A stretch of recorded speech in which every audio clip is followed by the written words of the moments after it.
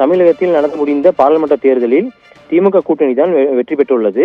40 இடங்களிலும் வெற்றியை பெற்றுள்ளது. இந்தியாவை வியந்து பார்க்கும் அளவிற்கு இந்த வெற்றிக்கு வித்திட்ட திமுக தலைவரும் முதலமைச்சருமான மு.க. ஸ்டாலினுக்கு பாராட்டு விழா மற்றும் கலைஞர் நூற்றாண்டு நிறைவு விழா மற்றும் 40 தொகுதியிலும் வெற்றி அளித்த மக்களுக்கு நன்றி தெரிவிக்கும் விழா என முப்பெரும் விழா கொண்டாடப்படுகிறது. இந்த விழாவானது கோவை கொடிசியா மைதானத்தில் இன்று மாலை 6 மணிக்கு இந்த முப்பெரும் விழாவானது நடைபெறுகிறது.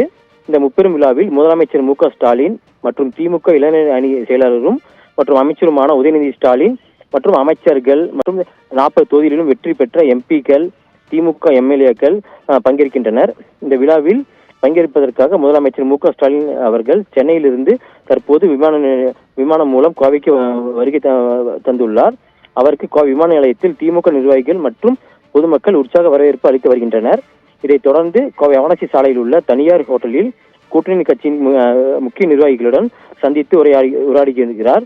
பின்னர் மாலையில் முப்பெரும் விழாவில் கலந்து கொள்கிறார். இந்த முப்பெரும் விழாவில் திமுகவின் கூட்டணி கட்சியினரும் பங்கேற்க உள்ளனர்.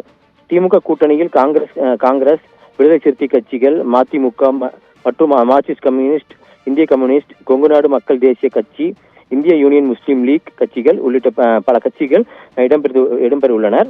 மேலும் இந்த மிக உற்சாகம் பிரம்மாண்ட மேடையானது அமைக்கப்பட்டு வருகிறது. இதற்கு இந்த மேடை அமைக்கும் இறுதி கட்ட பணியை அமைச்சர்கள் பார்வையிட்டு வருகின்றனர். மாலையில் நடைபெற உள்ள இந்த விழாவில் திமுக மற்றும் கூட்டணி கட்சிகளை சேர்ந்த ஆயிரக்கணக்கோர் பங்கேற்க உள்ளனர்.